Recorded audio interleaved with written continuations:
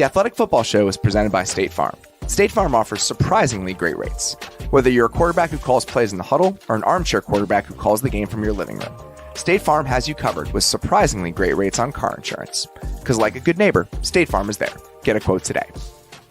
Did you guys know that ticket prices for sporting events actually go down right before the game? They do. And there's an app called Game Time that helps you find the best last-minute deals. You can actually get up to 60% off. They even guarantee the lowest price, or they'll credit you 110%. Crazy, right? But there's more. Right now, Game Time is hooking you up with a $10 credit to try them out. Here's what you do. Download the Game Time app in the Google Play or Apple App Store. Click on the Account tab and then redeem code. Enter The Athletic. Again, that's The Athletic, all one word, and get $10 off your first purchase. This is free money, guys, but don't wait on this because the credit is only available to the first 1,000 people who redeem the code. So what are you waiting for? Download Game Time now. Best seats, lowest price, guaranteed. This is the Athletic Football Show.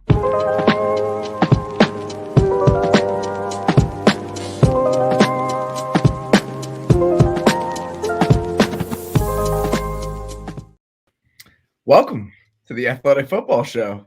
I'm Robert Mays. Joining me tonight is my good friend Nate Tice. Nate, how you doing, buddy? Doing well. That was a day. That was an NFL Sunday where it seemed like just like what usually happens, like one game, like one screwy game that we talk about. We have our section, you know, what the hell just happened? And it was just like, but it happened like in 5 or 6 games today. It was very hard to sort through everything. Last week, we had a long conversation about what the AFC looked like. We tried to tier it out. And we had a really hard time with the second tier in the AFC because it was so muddled and there were so many teams jumbled up. But in our minds, there was a higher tier in the NFL. Like if you looked at the NFC, we had 4 or 5 teams we felt really good about in the NFC. And then the Bills, we thought, oh, those teams are kind of a cut above everybody else. Yep. They all lost today, except for a couple of exceptions. In that tier, we included the Rams, the Packers, the Cowboys, and the Bills, all of whom lost today. So it's not as if there's 1 or 2 surprising losses or upsets for us to break down.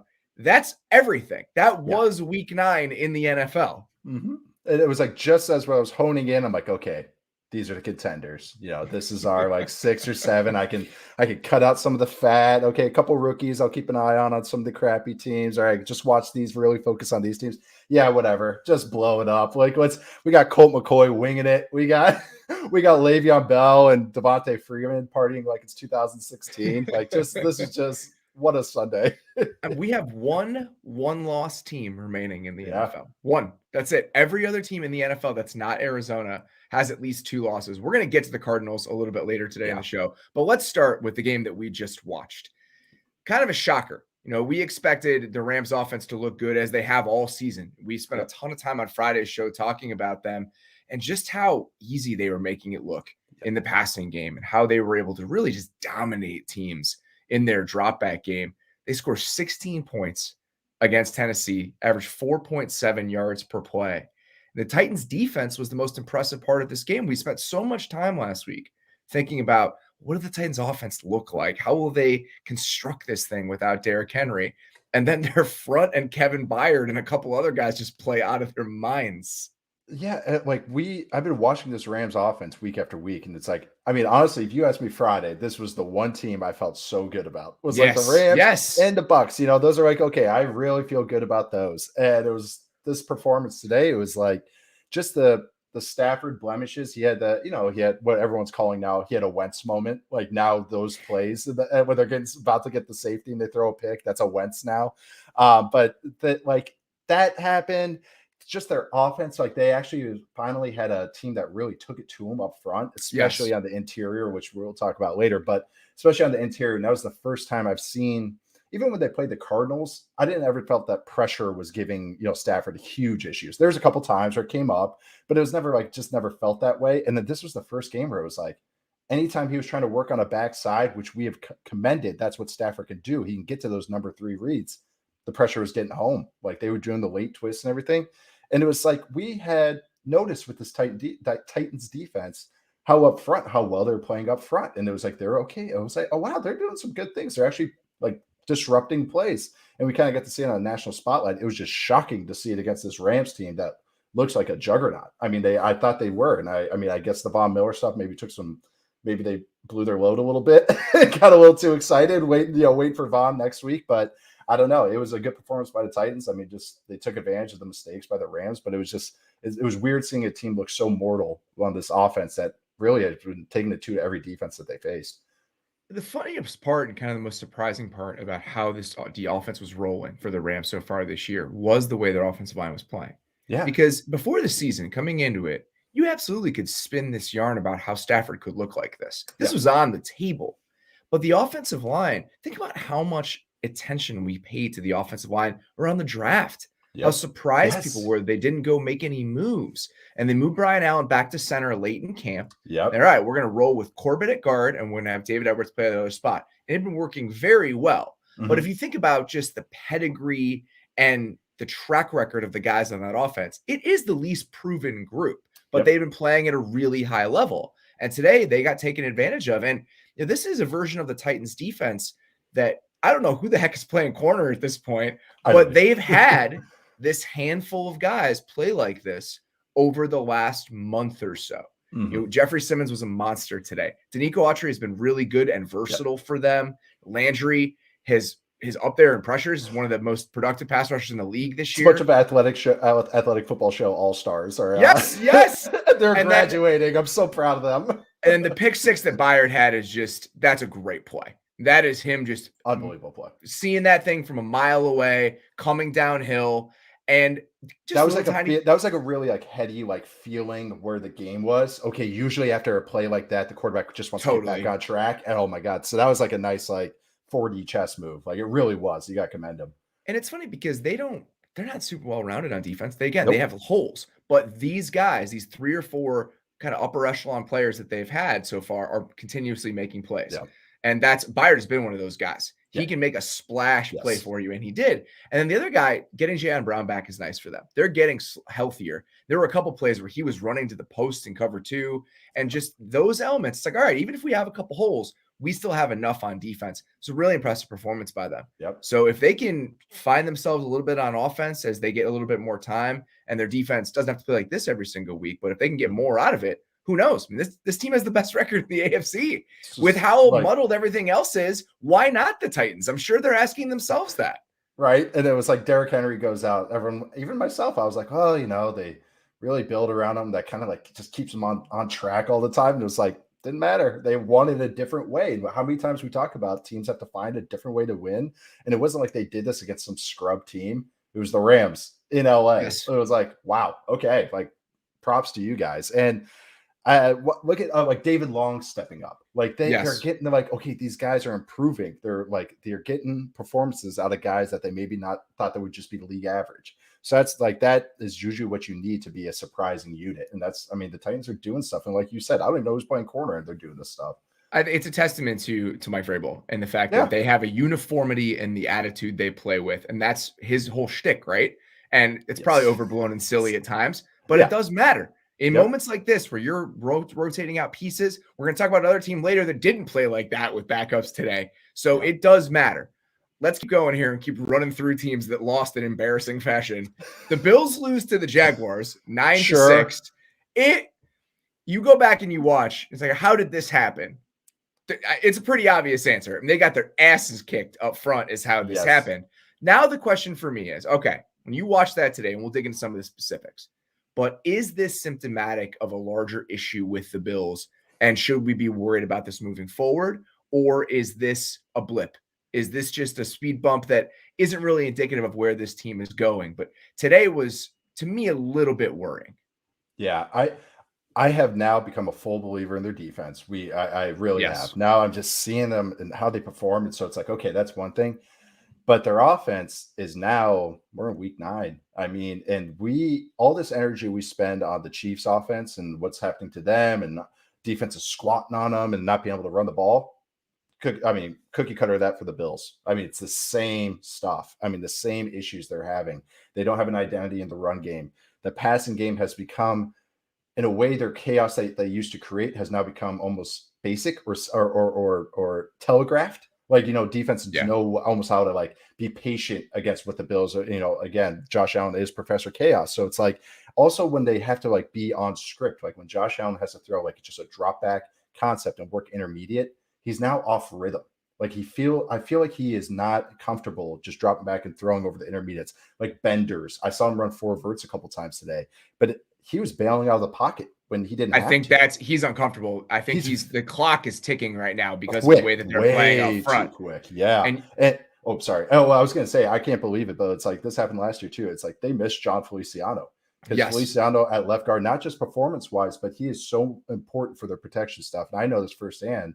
John was the backup interior lineman for us with the Raiders. And one of the things about him is that he is very cerebral. He's really good with protection stuff. He's the full-blown center mind right there.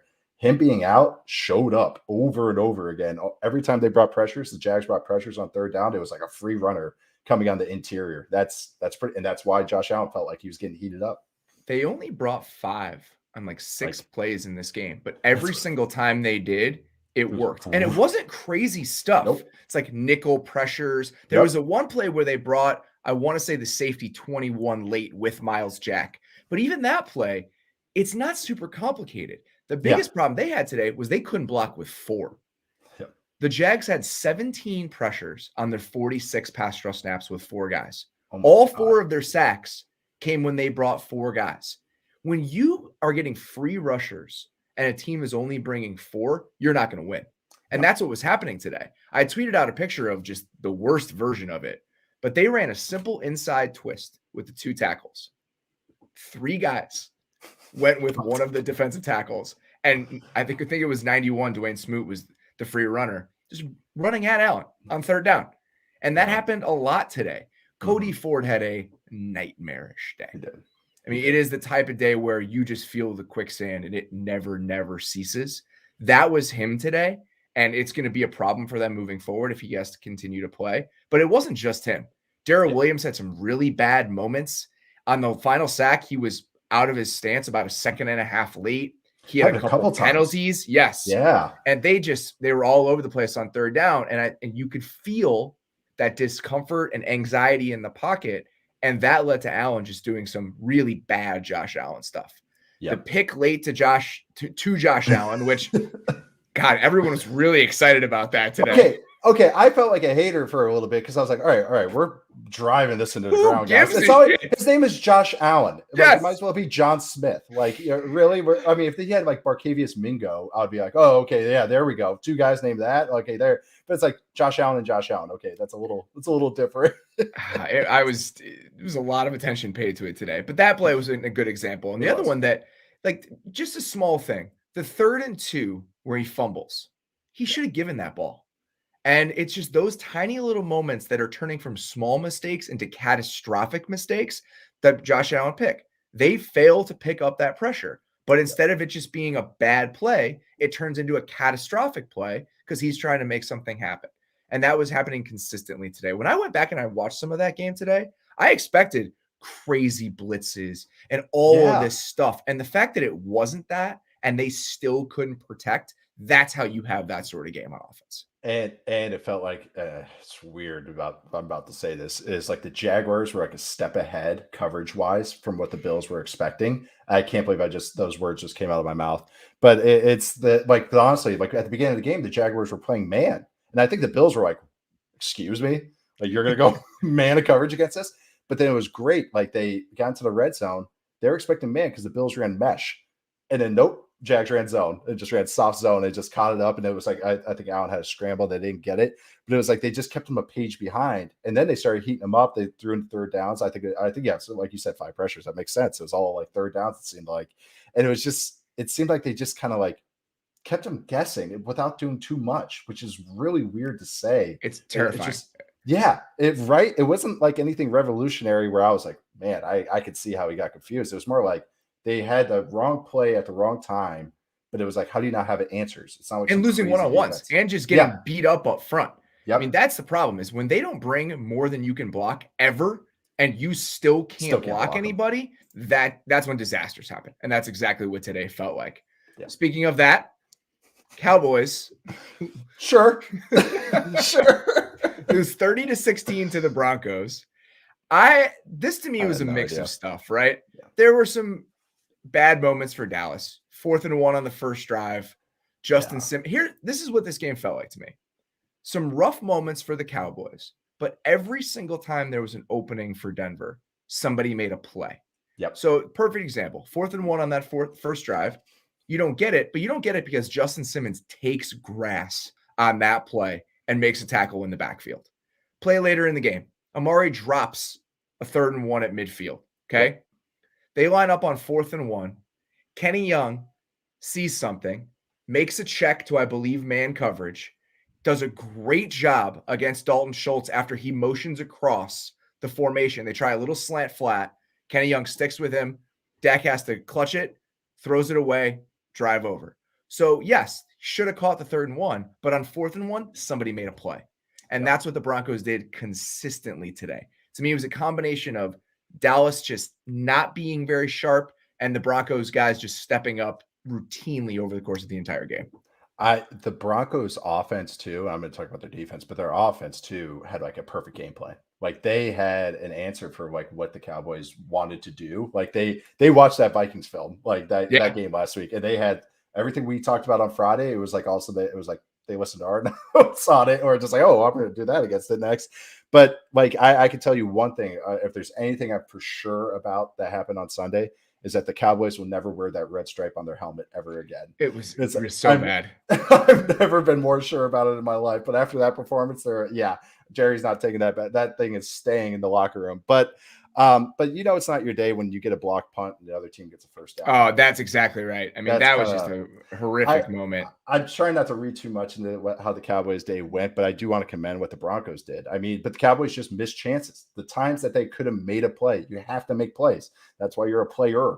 Like you have to make those plays. And Dak was missing. He was looked like he had just too much juice on everything today. Like he was assailing it like a little too much. Like he was amped up. That CD play where he has to jump, like he should have caught that ball, but the fact that he had to jump for it adds just a slight layer of difficulty that doesn't need to be there. Yep. The one thing that I did think that maybe might have thrown them off a little bit. So he was 1 of 7 for 4 yards when they brought 5 today. They didn't do it a lot. And you know when they were doing it a decent amount? It's first down. They brought pressure on first down several times today. Well, also, I think out of certain formations, I think they checked into it. Kenny Young came off the edge once. They just seem to have a really good sense of what Dallas was doing and when. Yeah. And they played man on 6 of 16 first down dropbacks, which for the Broncos seems a little bit out of character. It's more than they typically do. Dak was 2 of 6 for 9 yards on those plays. So a little bit more pressure on first down and a little bit more man on first down. I think he was just a little bit uncertain in those moments. And you get to 3rd, 4th down, who the hell knows what's going to happen? Yeah. And it looked like the Cowboys today, and I can't believe this is so important, was they like the 12 personnel that they love to be in with Blake Jarwin and him being out. Like it seemed like they lost that crutch. It seems like a lot of times that when they're not feeling it on offense, like, all right, we're getting into hip and we're going to run our run game. We got our 3-4 runs. We got pound away out of this. And like losing that crutch kind of like really made them feel basic. Like they were in 11 personnel a lot. And it felt very just kind of staticky, like our complaints about the Cowboys offense. Like they lost that kind of pizzazz that they've shown a little bit this year. Tyron Smith being out doesn't help either. But like Terrence Steele had a rough day. I mean, it's not as bad as I think I expected it to be. I agree. I saw he was credited with like 11 pressures or something. Yeah. I expected it to be a disaster. It wasn't. He had a couple rough plays. There was one where Dak dropped too far that I assume he's going to get blamed for from other people. But it was not something that's going to torpedo your day like I expected it might be. It was just little stuff here and there. A couple guys I wanted to shout out on the Broncos. Draymond Jones had a really nice day, made several big plays. He beat Zach Martin a couple times in this game. He had a spin move on a 3rd and 9 that flushed Dak out, and they got to 4th and 2 with like 8:15 left in the first quarter, and then he tipped the ball on 4th and 2. So Dallas didn't get that. And then Dalton Reisner had a monster block on that run in the red zone. And then later in the game, he did talk about the exact opposite of the Bills. Dallas, 3rd and 10, 12:50 left in the second quarter. They mug it up like they always do. Parsons has walked up. They ran a stunt with Gregory coming all the way around, and Reisner just wadded up perfectly. Teddy layers a really nice ball to Tim Patrick on the right sideline. Yeah. Right. First down, keep going. I mean, and Teddy, I think several times today, really nice ball placement. The Patrick touchdown, it's a double move, but Diggs is in good position. Yeah. Patrick just gets a little bit of separation late. So I was very impressed by everything that the Broncos did today. I don't know what the Broncos are long term. Like, I still think that I don't trust their offense to be consistently good. Yeah. I think that their defense has some moments, but they're capable of this. I just don't think they're capable of this consistently. I think that's exact way to put it. It's like they're going to have some of these where they're well coached and it looks great. And I just think sometimes they get bad matchups, which is not what you want in a contender. You want to be matchup proof, which we'll talk about a couple times. But I just thought they really did have a good game plan. I got a couple plays. Like, they had a third down pressure. They had a 7-man protection. Like we talked about the Bengals against the Ravens. Like, okay, so all right, like I said, they watched last week's film. Definitely. They went tempo early on. Like, if you notice, they were really going into and I would say this about the Cowboys offense or defense is Parsons is fast and all that stuff is sometimes they have trouble getting lined up, like at the snap of the ball. That's a big issue on their defense. So Broncos went tempo. Okay, boom, keep it at him, pedal to the metal. Even in the red zone, like that PI Cortland Sutton got, someone PI'd him. That play was taking advantage of the Cowboys red zone coverage because the safety pushes to the trip side vertical and quarters coverage, a traditional, they'll push that backside safety to cover number 3 vertical. Number 3 stopped, number 2 went vertical, so the safety kind of hung up. So like that's why Teddy had to body the throw in. It got the PI, but it was like that first red zone play, they had a plan for it. And it's like, you know what I mean? They just, every situation they had something. And it was like, okay, yeah, credit to their coaches. And I mean, it helps when you can just pound the rock all day with Javonte Williams and Melvin Gordon just all day, every day. And I'm pretty sure Garrett Bowles didn't play in this game either. So they put with their backup left tackle was in there and they still managed to do that up front, which is impressive. It is. All right. Last upset we want to talk about here. A weird game and not really an upset when you consider all of the circumstances about it. The Packers go in, they lose an ugly, ugly game to the Chiefs. So first things first here, how would you characterize the way that Jordan Love played? He looked like a guy making his first start. I mean, that's just okay. This is what a difference. We expect a quarterback just to be the throws. Like that is in a nutshell. We're like, oh, it's just the throws they make. When you're a quarterback, it's also the operation of the offense. Yes, and that was where Jordan Love's inexperience showed up more than anything today. I know he had the spray throws. He's running around, yada, yada. Spags was having a field day today, by the way. Oh, my God. He could not. Today was his, Christmas for him. He could not wait to do third down this week. But, first, or it might be the second drive. It was in the first quarter. They ran do out a hip wing. Usually when the safety is down, you have to motion the receiver in. This is what we go gaga over Chris Godwin doing time after time after again. Jordan Love forgets to motion Lazard down. So they run duo right into a down safety. The guys figure out Dylan ends up making a nice play on it, but it was like, okay, that's one. Later on, how many times did you see Frank Clark teeing off on the snap count? Because he doesn't have to worry about Aaron Rodgers' little, the false count, the hard cadence. All those back shoulder throws, those looked a lot less lively today when it's not Aaron Rodgers hitting the back shoulders. Like, it's just all the snap operation. Like, even the center is inexperienced too, playing center. It's how is he was about to make a check, and usually you go, because you have to give a cadence or you have to give a step, and it's really hard. The offensive line is hearing hard words. They're hearing noises. So if all of a sudden they hear, rah, they're going to think it's a snap count. So as a quarterback, one of the things you say is easy, and you kind of work into it. Jordan just goes, easy, and he snaps the ball because it was just the guy thought he was snapping. God, that gives me flashbacks. That used to happen to me all the time. Oh, I know we're on either side of this. All the time. That is just like, oh my God, it takes me back in a bad way. So I would always wave at the center, be like, "Hey, easy," like real. Yes, low, you have to. Yes, chill. And Rodgers is really good at that. Hey, but that's every quarterback, just like a pitcher having their own motion. Every quarterback has their own operation, their own cadence, their own way of checking, their own way of doing everything, own way of dropbacks. So it's like all of a sudden Jordan Love gets plopped in. It was like, oh yeah, there's a big difference between you and Aaron Rodgers right now. The frustrating part about this is that their defense played more than well enough for them to win this game. Yeah. Mahomes went 20 of 37 for 166. The way that they played, and this is you're already winning if you convince the Chiefs to play like this. Darrell Williams touched the ball 23 times in this game. Travis Kelce and Tyreek Hill had 19 combined targets. If that is the way that they're approaching you, you're already at an advantage. And Williams had a 37% success rate when they rushed the ball. It's not as if they were gashing them on the ground. Yeah. Every single Packers linebacker in this game made 3 ridiculous plays. Like Chris Barnes made multiple tackles in space. Oren Burks had an incredible one. Yep. Campbell had one down on the goal line. Rashawn Gary had multiple nice plays in this game, which helped having Andrew Wiley in there at right tackle. And that, guess what?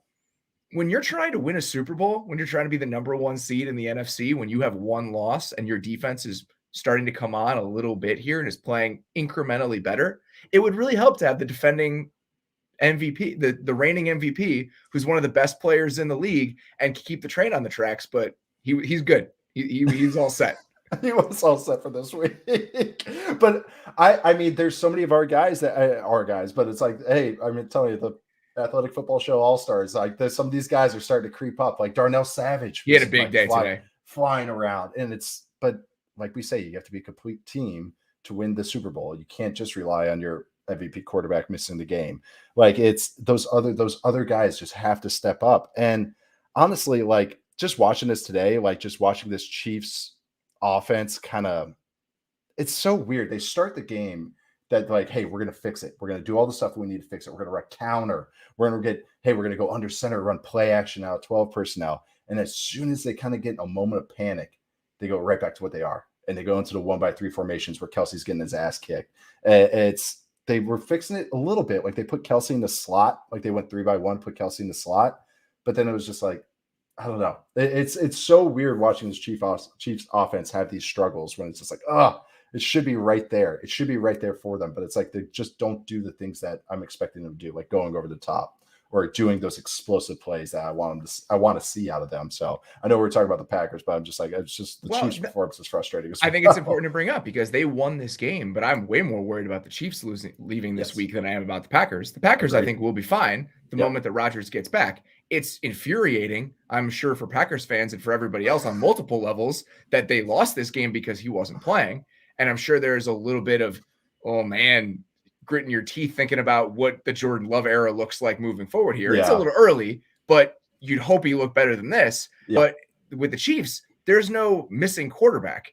There's no like, oh, this is just a throwaway week. This is just another entry into what has been a really frustrating and kind of maddening season for them offensively. And it doesn't seem to be trending in the right direction. Yeah, it's everybody's just like squatting. Like Kevin King was playing inside leverage, heavy leverage on Tyreek Hill and not worried about Tyreek Hill going over the top of him. And it's like, how does that work? Like how, like just go. Like, I don't even care if there's a cloud safety over there, like a two high safety, just go past them. Like they don't take those shots. And then, the first argument would be, well, they can't protect it, but it's not that. Like they can manufacture the protection with it. It just seems like they're just like doing this to themselves. Like they're so out of sorts. Yeah, they're like, Kelsey we want to do these he's dropping balls. It's just they just look so out of sync right now. It's really frustrating to watch as someone who misses that offense. All right. Yeah. We're going to talk about who snagged our attention today. Before we do that, though, let's take a quick break. Nope, We'll return after these messages. When the moment for intimacy arrives, you need to be ready. Roman ready. Whether you've been in a relationship for years or just getting started, having the confidence that comes with preparation means you're free to enjoy the moment when the moment comes. Go to GetRoman.com/maze now to speak to a U.S. licensed healthcare professional about erectile dysfunction and get $15 off your first month of ED treatment. Roman Ready is confidence personified. It's the self-assurance that comes from knowing you prepare yourself for the moment when intimacy arrives. Roman's system is completely confidential and totally discreet. No big logos or labels on the package. With Roman, you can get a free online evaluation and ongoing care for erectile dysfunction, all from the comfort and privacy of your own home. Getting started is simple. Just go to GetRoman.com/maze and complete an online visit. Go to GetRoman.com/maze today. And if you're prescribed, get $15 off your first month of ED treatment. Make sure you're ready to have confidence and control this fall. Roman Ready. That's GetRoman.com/maze today. Bombas' mission is simple. Make the most comfortable clothes ever and match every item sold with an equal item donated. So this holiday, when you give Bombas to someone on your list, you're also giving them to someone in need. It's a give. Bombas designed their socks, shirts, and underwear to be the clothes you can't wait to put on every day. Everything they make is soft, seamless, tagless, and has a luxurious, cozy feel. They're made from super soft materials like merino wool, Pima cotton, and even cashmere, which gives them the perfect cozy winter layers. There's a pair of Bombas socks for everything you do. They come in performance styles for every sport, holiday styles when you're feeling festive, and lots more. Bombas t-shirts are made with thoughtful design features like invisible seams, soft fabrics, and the perfect weight so they hang just right. Bombas underwear has a barely there feel with second skin support that makes you feel like you're forgetting it's even there, in a good way. Bombas are the coziest gifts for everyone on your list. Go to bombas.com/maze and get 20% off any purchase during their big holiday sale. That's bombas.com/mays for 20% off. bombas.com/maze. All right. Every week, there's a ton of stuff going on during an NFL Sunday. So we like to kind of take a step back and think about and talk about who grabbed our attention, who kind of made us sit up in our chairs during a given week. Gentlemen, you had my curiosity, but now you have my attention.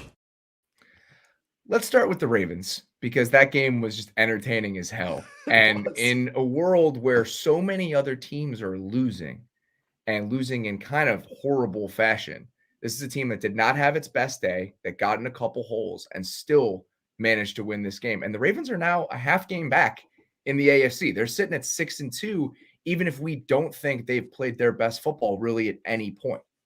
Yeah, this offense kind of feels like a fever dream right now. I'm telling you, because this day was so different than it's been throughout the year. That was the biggest thing, right? Yep. I mean, we were looking at the way they were throwing the ball in games like the one they had against the Colts and just their drop back game and what Lamar was doing. This game was straight out of 2019. They ran the ball for 247 yards. How many times you actually had GT counter? Like you're actually running the counter read stuff again. It was like, oh, they're okay. We're coming back to it. And yeah, it was fun to watch.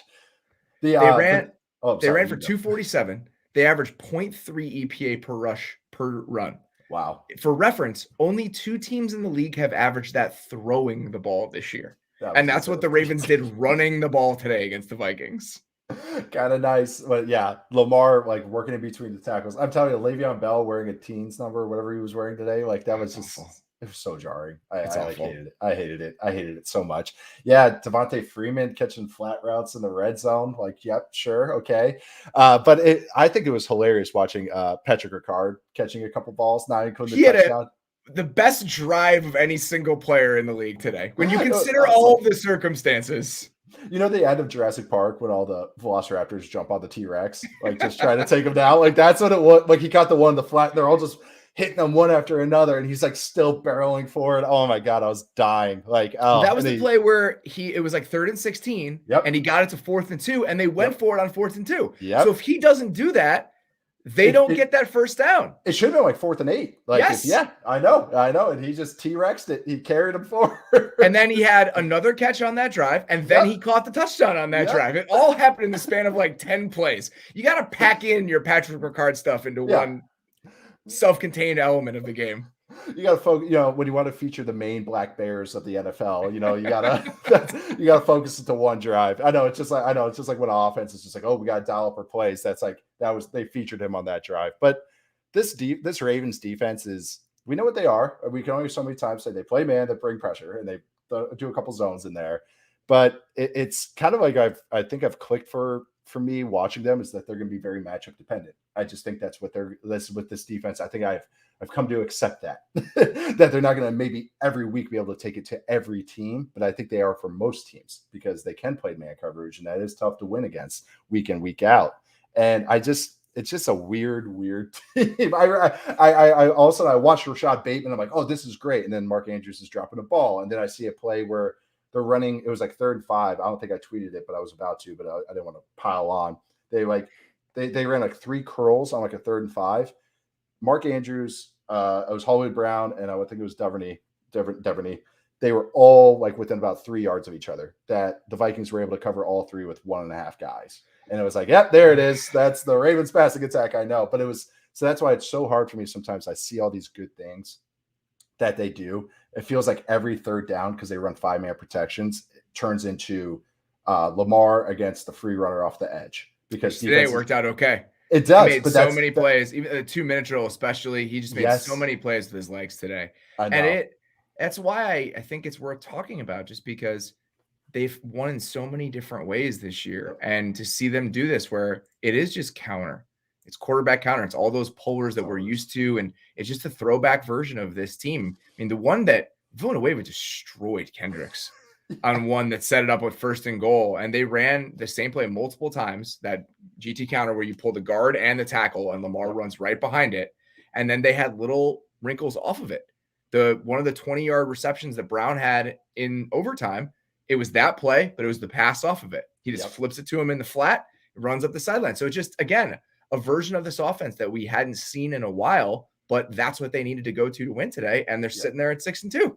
Like we say, they just, this is a team that has the best special teams DVOA, and they had a terrible special teams day. It's like, but what do we say about good teams? They find a way to win. And I know that's like, this sounds like an old coaching adage, but this is kind of like watching a team do it this way. And it's fun. I mean, Lamar is going to keep them in every game, just because even if throwing wise stuff's not happening, having a quarterback that can use his legs like he can in that just special way is just going to raise the bar of the team. So that's what's so nice about Lamar Jackson, is that like, you're like, okay, we have nothing dialed up. Hey, Lamar, go. And then hopefully we can run some fun pressures on and get after a bad protection like they did today sometimes. And it was just, that's their formula right now.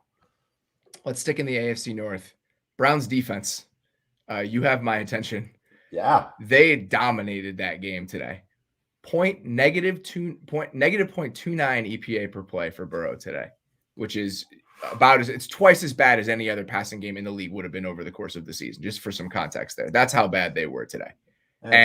It was not the Bengals playing bad. It was singular performances from some of the guys on the Browns. Their stars step up. They were healthy on defense, kind of across the board for one of the first times this year. And I think you got a glimpse of what this unit can be when it's really, really clicking.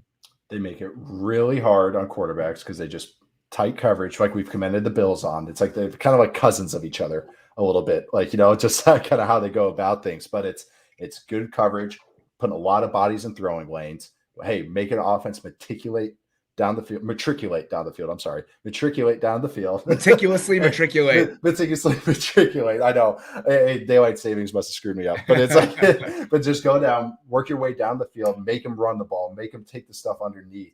But the thing is, if you want to drop back against that and actually maybe trying to get something down the field, you have to block up Clowney and Myles Garrett every single snap. And that is very, very hard to do every single snap. And getting Clowney like fully healthy, I'll say it again, just the synergy those two have, just the fact that he's such a terrorizing force in the run game because he's so disruptive, is just helps them out because it just closes off one side because you're kind of scared to run to his side because, you might get one where he guesses the wrong way, but 2 out of 4 times he's going to wreck our shit and it's going to look ugly. And then it's like, okay, but let's run to the other side.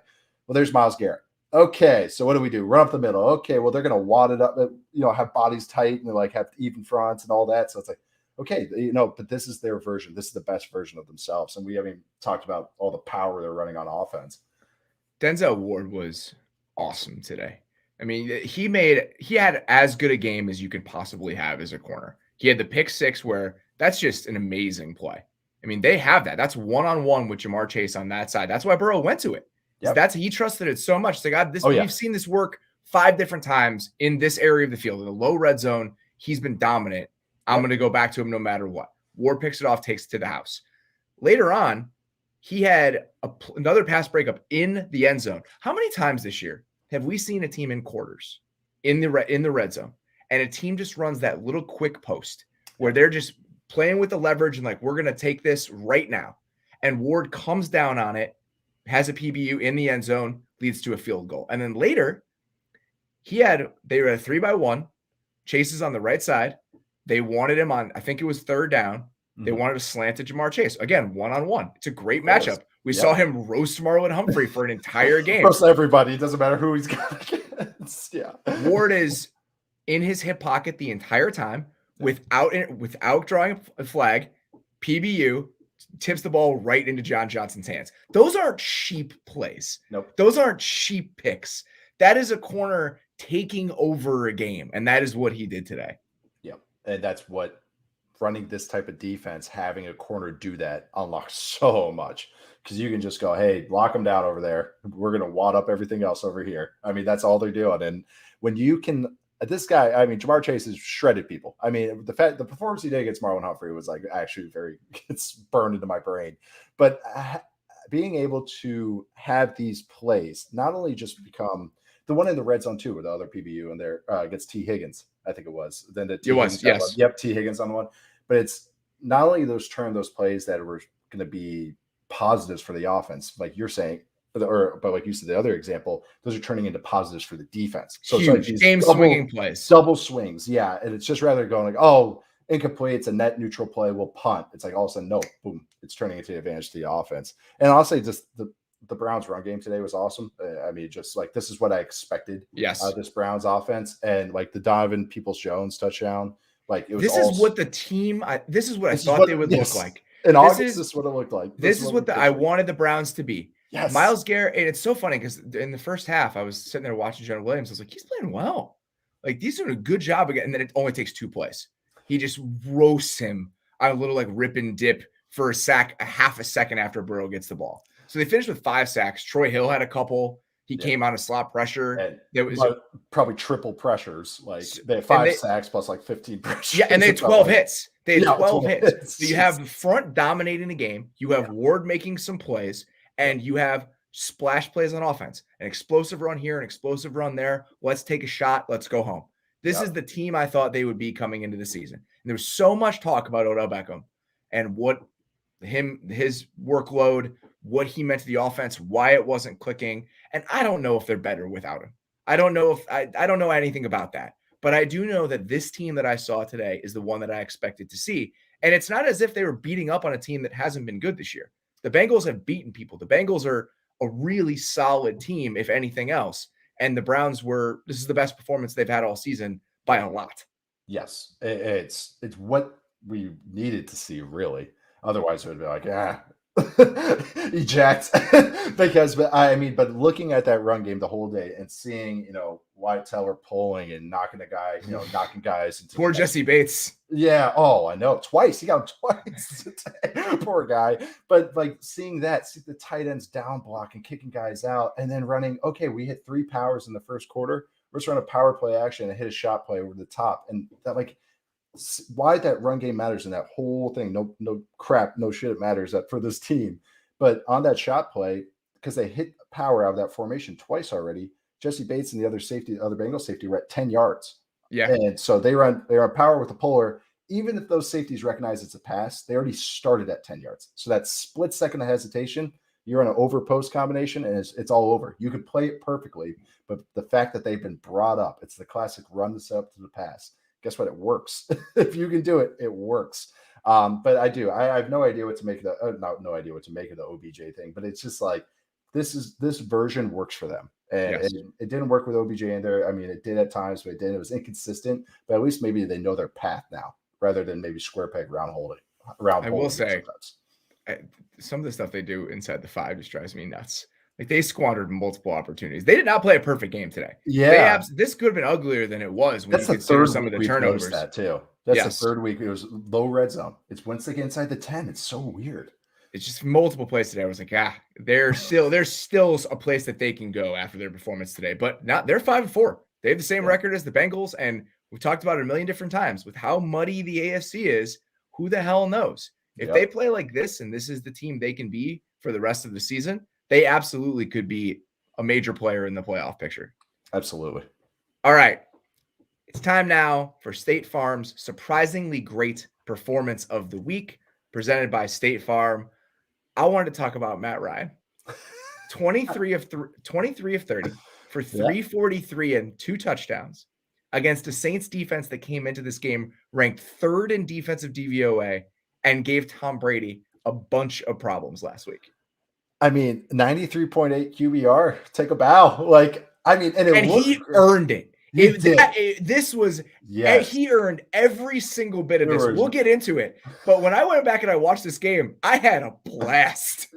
You called me. You were so excited to talk about it. You're like, yeah, it's Sunday night game. Hey, no. Did you see Matt Ryan? Did you watch this? I mean, they, like you said, he earned it. There was no cheap yards coming on this. There's not cheap RPOs coming on a slant. It's nothing like that. It was him play action, him scrambling. I mean, the touchdown. Plays he made out of structure today were hilarious. He had a rushing touchdown, right? He had a rushing touchdown where he just waltzed into the end zone on a sprint out, which it's an option, right? Like that is supposed to be one thing he can do on that play. And then multiple times in this game, he made David Onyemata miss in the pocket, stepped up and made a second reaction throw in a big moment. It wasn't just one or two times. It happened multiple times in this game. He ran for a key first down. He was so locked in today in every single way. It was that Saints rivalry. It'll get the juices flowing. I mean, but it was so cool. I mean, the rushing touchdown was so awesome. I've never seen he looked so cool. Like the hard point for me, it was like seeing another gangly quarterback doing these stuff, like limbs going every which way. He the hard point, he pump fakes, and then as soon as he walks into the end zone, I thought he was about to do the LT. The head up, the little flip, the flip, the Tannehill flip, the Tannehill flip, Tannehill. It wasn't Tannehill. It looked like a Tannehill play, except it's 36-year-old Matt Ryan. I know, it reminded me you ever watch a high school highlight tape and a Kyler where they have 100 throwing touchdowns and 40 rushing touchdowns. Yeah. By the time they score, for the fourth time that game, they're bored. Most guys would be freaking out. That's what it looked like. He scored, flips the ball, and I was like, yeah, I scored, whatever. But it was there we go, Matt Ryan. But it was awesome. I mean, watching them use Cordero Patterson's been fascinating. Totally. I mean, their offense is so unique. I mean, their best players. Their best players are a tight end who's not a tight end and a running back who's not a running back. Correct. And watching them use those guys together is so interesting. The first big completion he had to Cordero. Yes. They're an empty. Quan Alexander is on him because he's theoretically a running back with all the other personnel there on the field. And he runs a sluggo against Quan Alexander, but Matt Ryan throws a perfect ball. And that happened multiple times today. And it's awesome. I can't believe you talk. That's the exact play I want to talk about. It was the first third down of the game. And it was just like you say, just by definition, that is 11 personnel. But the Falcons' 11 personnel has a running back wearing number 84. And it's not, Ty Montgomery just getting it because of injuries and all that kind of stuff. It's actually a guy that used to play receiver. And the fact is, I think I posted the clip, but it was really cool. It's rather with Cordero Patterson, you're going to go oh, he's a running back. Okay, but they're going to be in empty protection every single time because he can't pass protect. He's pass protecting now. So they have this guy that's receiver, running back, can pass protect, run route. I mean, it's just okay, cool. They've unlocked Cordero Patterson, something that no one has done. People have been trying to do it for a decade now. They found the Rosetta Stone to Cordero Patterson to translate them. But it's awesome. It's such a weird offense to watch, but it's awesome. It really is. And just Kyle Pitts is fascinating to watch, and it's cool. But props to Matt Ryan. I mean, that was a really, really vintage performance from him today. I forgot on the one where he took off on 3rd and 1, he lost Demario Davis in space. He made Demario Davis miss in space. When he cut up third down scramble. Yes. Yep. So the two other plays I want to talk about. 3rd and 5 at 1:55, I think, in the third quarter. The Saints were in that nickel look that they have. We talked about a million different times, where they take out one of their defensive linemen, the dime look, where they take out one of their defensive linemen. They have two linebackers standing up. So Quan Alexander's on the A gap on the left side on this play, and they both dropped out, Quan and Demario Davis. Think about this just visually. He's over the right guard, and he has to cover Kyle Pitts as the number 3 receiver on the other side. Yep. So Matt Ryan does a fantastic job getting all the way to Kyle Pitts and just firing him an outbreaker for a 16-yard gain on 3rd down. That's him understanding he's not going to be able to get back over there. Yep. And as soon as he hit the back of his drop, fires it to him. Yep. 14:43 in the fourth quarter. They're an empty on 1st and 10.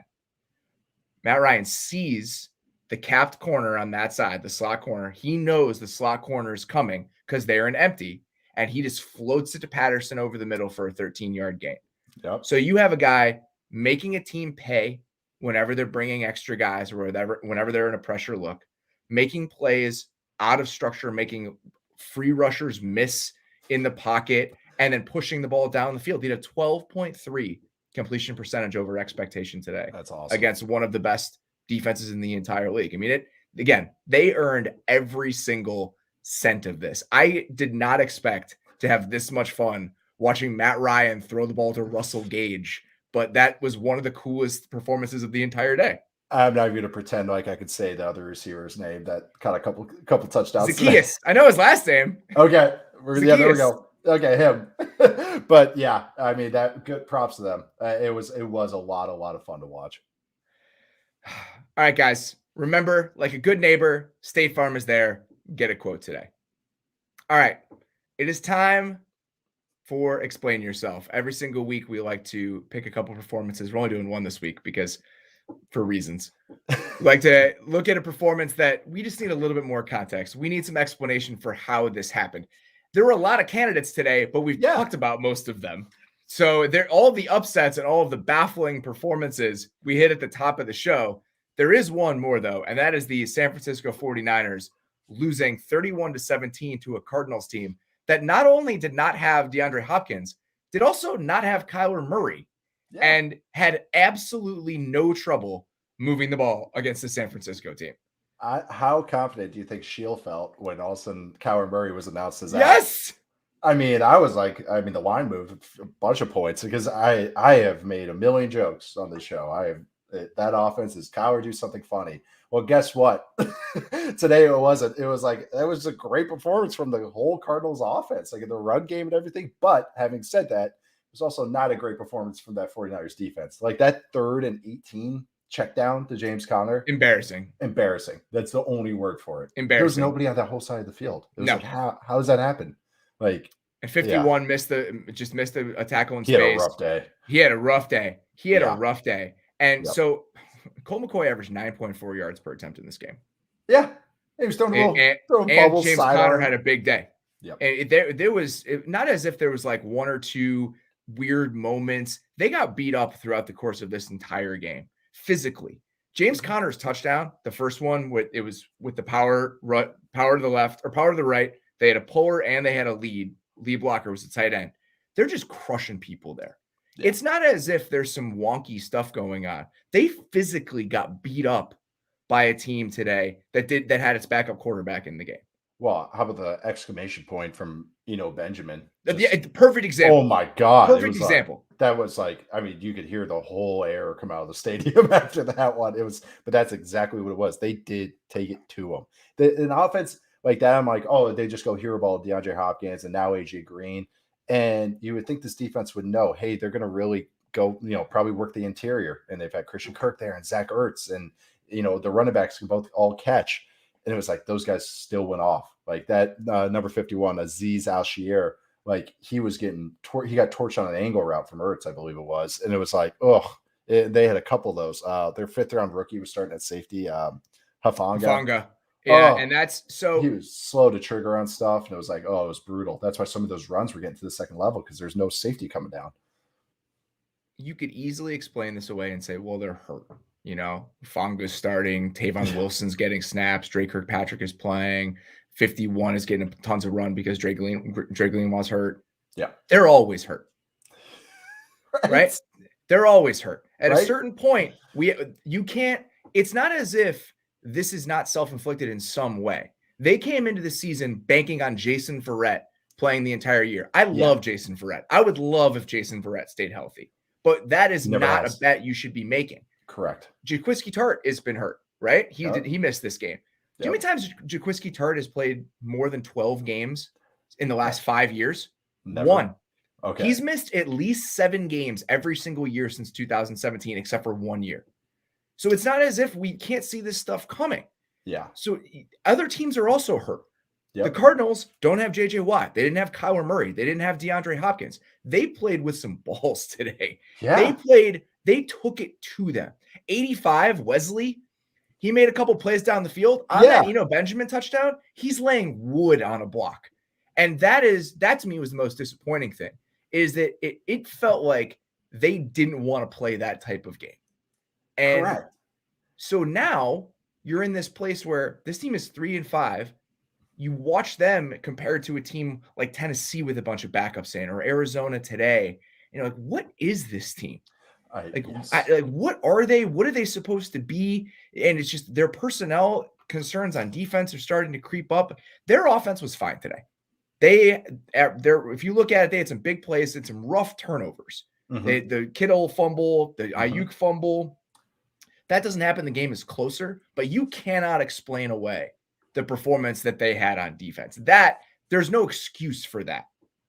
And what, like, their offense, by the way, why do they always have fumble issues? Like, I feel like the 49ers, since Shanahan's got there, it's like they always lead the league in fumbles. Like, I feel like this has been their MO, and injuries, of course. And it's like one thing kind of leads to another. But this defense, they're so predictable. And like you're just saying, if you know you're relying on injured guys or unproven guys, being predictable is not the way to win. You're relying on your front four winning. And we talked about, well, it's great when it does work.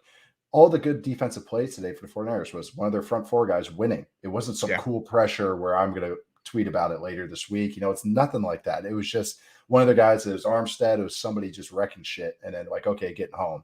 But like, cool. Like you're going against Colt McCoy. Like, shouldn't you be making plays and doing all this other stuff? It felt like they just got spread thin. And it's like, this team, you just had a good performance against a couple weeks ago, and you're going against should be a lesser quarterback who's not going to beat you with his legs. Like, what the hell happened? Like you said, the Cardinals took it to him. It felt like the 49ers were just playing scared, like throughout the whole thing, like defensively. And then offensively, it's like, yeah, they come home, they do some stuff, and like they did look better. They realized that Brandon Ayuk is still alive. Like, it helps out George Kittle. It helps out George Kittle healthy. Like, but again, you see Jimmy being Jimmy, good and bad. Couple plays, but then as soon as those first or second reads are open or covered, all of a sudden he clenches up in the pocket, and you're just like, and you're like, oh yeah, that's right. That's right. You traded for Trey Lance, but then that makes you remember, oh, is this franchise in purgatory? Like, it's just, you don't know, because even looking at their offensive line, they have Alex Mack and Trent Williams, both fine players, old. Let's be honest, they're in the 30s now. Like, the right tackle hasn't done much. Like, it's just like a hodgepodge of parts. And the right guard to me is very indicative of what's going on here. He got worked multiple times today. So that to me is emblematic of a larger problem. Okay. He's getting destroyed. Yep. You drafted a guard in the third round this year, right? Second round. You drafted a guard in the second round this year who has not gotten on the field. No. Yeah. He has not gotten on the field. You have a third round running back that you traded a fourth round pick to get that can't get on the field and is inactive. Yep. You had no second round pick last year because you traded it for Emmanuel Sanders. Yep. So the meat of this roster, where the depth should exist, you see the holes. And that is the problem here, is that for as good of a schemer as Kyle Shanahan is, which I truly believe that he is, and the fact that this has been a top 10 offense again with Jimmy Garoppolo, they move the ball today, they create explosive plays. I feel like the personnel choices and the overall vision on that side of things lacks focus and lacks vision. And that is sabotaging whatever benefit you're going to get from Kyle Shanahan as an offensive coach. And where does that leave you? I don't know the answer to that. Yeah, I think lacking focus is exactly what it is. I like, even right there, I just like my last line here, I said they're just purgatory as a franchise, because it's just, some of it makes sense. And as soon as I'm like starting to buy into like what makes sense there, they just like reconfigure it a week later, or they tweak it, and it's like, okay, now Jimmy's back starting. And it's like, I don't know. It's like, there's no path set. Like, it just, I even with the offense doing well, I don't know what they hang their hat on right now. It wasn't running the ball today, like, as we know, a Shanahan offense. And I get that. I get they have injuries. I get it. They're playing a rookie running back. I get all that stuff. But it's like, that's usually what they hang their hat on. So you're going to hang your hat on offense with Jimmy passed the ball 40 plus times. That's not very fun to watch. Like, that's a little scary to watch, like, especially how this defense is now. This defense that is relying on their front four getting home every single play, which was fine a couple of years ago when Richard Sherman was playing well on a cheap contract, relatively. It wasn't a cheap contract, but a relatively iffy contract. And you had DeForest Buckner, and you had all of these guys playing at a super high level. They just don't have that anymore. But not now. Yeah, I know. And like you said with the depth, now you're trading away your first round picks for the next couple of years with the Trey Lance stuff. So now it's like, okay, you've set this path and you haven't committed to it. So now what? What's happening now? They are in a very strange place. And I don't know what the end result is because they just gave him a huge contract extension. Yeah. And there are a few bigger fans of Kyle Shanahan as an offensive football coach than me. I mean, for the last 5 years, I feel like I have trumpeted that cause as much as anybody has. I think I've led that charge in a lot of ways. One of the first conversations we've ever had was talking about Kyle Shanahan. Yeah.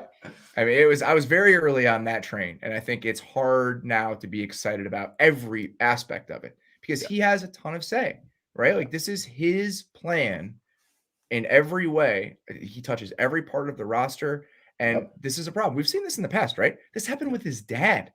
Yes. Where the general manager side of it starts to affect the coach side of it. And I absolutely think that's what's happening here is where the team building vision of this is starting to sabotage whatever benefits you're going to get from I can create and manufacture explosive plays. Just give me the guys. Yes. Just give me the guys that know what they're doing. I mean, the fact that we're relying on Mohamed Sanu so much, like he's playing a good chunk of reps. I'm not saying rely on him, but the fact that he's seeing the field is like that. I don't know. It really reminds me of like an NBA coach becoming a GM as well, when they just, like you just said, they just can't get out of their own way. I saw it with Tom Thibodeau in Minnesota. I've seen Doc Rivers a couple times. Like it's like they can't understand long-term, midterm, short-term. And it's just the short-term now outweighs everything else. And they always just shoot themselves in the foot. So as soon as one hole gets patched, all of a sudden 2 more pop open because they haven't thought about that, because they were worried about the game plan of that week. So that is a concern because, like you said, there's fingerprints. There's a reason Alex Mack's on this roster. There's a reason Trent Williams is on this roster. Those are Kyle Shanahan guys. There's a reason Sanu's on this roster. All those guys. And there's bad sides of that too. There's downsides of that too when you're not going against what you maybe think you like. And you just got to figure out what it is. I want to put a bow on this very quickly by saying we also just can give some credit to the Cardinals. Yes. Them coming out and playing like this today. Absolutely. I think their offensive coaching staff and just their approach overall deserves commending, because you don't hand out an ass kicking like that with your backup quarterback without some real work that was done during the week. So I wanted to acknowledge that. For as disappointing as this performance was from the Niners, for as confusing as they are right now in the place they're at, this was a resounding win and a resounding statement by the Cardinals. Because when you win a division game like this, when you don't know what backup quarterback it's going to be, is it Matt Barkley? Is it Mark Sanchez? Is that their backup quarterback? No, it's Colt McCoy. It's that one. You just got to spin the wheel. It's like, all right, which backup quarterback are we getting? We got a Chase Daniels appearance? No, okay, it's Colt McCoy. All right, that's it. I was saying this last night. I was at a party and we were talking about this, and it's like, I don't know why Colt McCoy is the backup quarterback for the Cardinals, because for the most part, if you look at backup quarterbacks throughout the NFL, you can easily hop, skip, and a jump to how it happens, right? Yeah. Case Keenum is the backup quarterback for the Browns.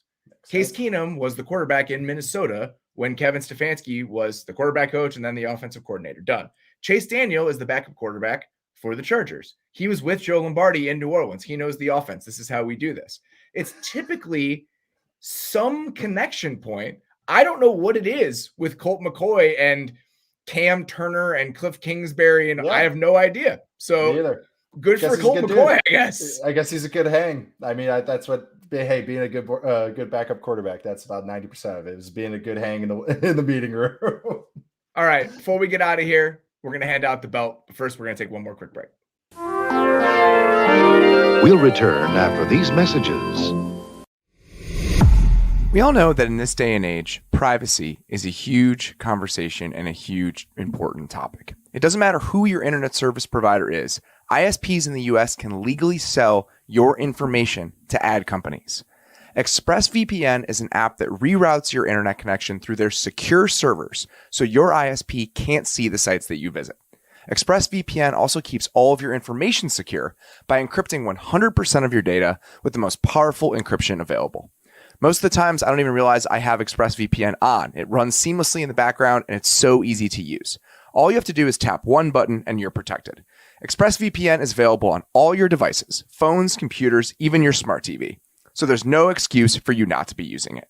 Protect your online activity today with the VPN rated #1 by CNET. Visit my exclusive link, expressvpn.com/maze, and you can get an extra 3 months free on a 1-year package. That's expressvpn.com/maze. expressvpn.com/maze to learn more. When you lace up a pair of Allbirds wool runners, you'll see that Allbirds has redefined what it means to be comfortable all day long. I love my wool runners. I use them just when I'm on the go, but I want to be comfortable and still feel like I look good. I use them to walk the dog. I use them to run errands. They're perfect because they're wool and comfy, and you don't need socks, even at this time of the year as the weather starts to cool. The wool runners are made with soft, itch-free, and naturally durable ZQ certified merino wool, the most sustainable wool you can get, so you'll feel comfortable wearing your wool runners and about your decision to wear them too. Allbirds is a carbon-neutral company thanks to sustainable practices like using natural materials and purchasing carbon offsets. Start the season off right with a pair of wool runners from Allbirds. Find your own pair of wool runners at allbirds.com today. That's allbirds.com, ALLBIRDS.com today. I've got an insatiable appetite for life, and I want more. Who is that? Can you explain that to me? I have no idea. That was Vince McMahon. I know that, but it was just that's just Vince being Vince. I guess Mr. McMahon character is just that's just pure id. All right, I want to give the belt to Jeffrey Simmons this week. Yeah, I mean, having that sort of performance, 3 sacks. The Rams have given up 6 or 8 sacks the entire season. They gave up 5 today. Yes. Oh my God. They gave, I believe that's the number, and they gave up 5 today. And Simmons was just dominant. And we thought this could be there, right? Like, he had this sort of ceiling. He's had flashes before. For him to come in and just take over this game, it's why the Titans won. I mean, plain and simple. And this is a team that has the number 1 seed in the AFC right now and is cruising, and it's because of performances like this. Yep. Last year we had kind of circled him, kind of go like, hey, you know, this guy, he does some shit. Like maybe he's going to take that next step. And, you know, wasn't always maybe consistent, but he still had like a good year last year. But then it's like really come on this year. And especially at D tackle, maybe never shows up, not never, but sometimes doesn't always show up in the box score. But it's like, today it did. But his performance, or like how he plays, he's a brawler. Like he's a wrecker. He is just gonna make the O-line edgy. He might not get the TFL, but he's gonna occupy 2 linemen and not let this guy get to the second level. And maybe not, he's not gonna be the Vita Vea big plugger kind of type, but it's more like that, just like beat him up style, more like the Kevin Williams style. I think maybe that's a good type of style to compare him to. Of course, because I only can reference NFC Central and NFC North defensive lineman from the 2000s. But it really, I posted a picture of me in a Tommy Harris jersey a couple weeks ago, so don't worry, we're on the same page.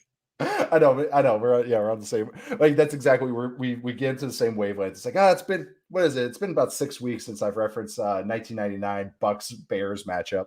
But like the Titans love this is like the epitome of the Titans, like what Simmons is. It's a big, athletic, tough dude. Like that is what they like. This entire team, they have.